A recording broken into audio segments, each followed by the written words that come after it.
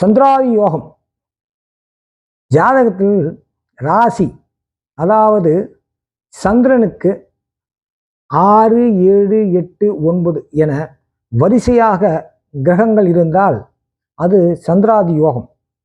வாழ்க்கையில் அதிக முயற்சி இல்லாமல் எல்லா விஷயங்களும் இவர்களுக்கு சாதகமாக கூடி வரும். மேலும் சந்திரனுக்கு சமசப்தமமாக 7ஆம் வீட்டில் சூரியன் இருந்தால் எழுத்தாளர், கதாசிரியர், பத்திரிகையாளர், கவிஞர் போன்ற துறைகளிலே வாழ்க்கை அமையும்.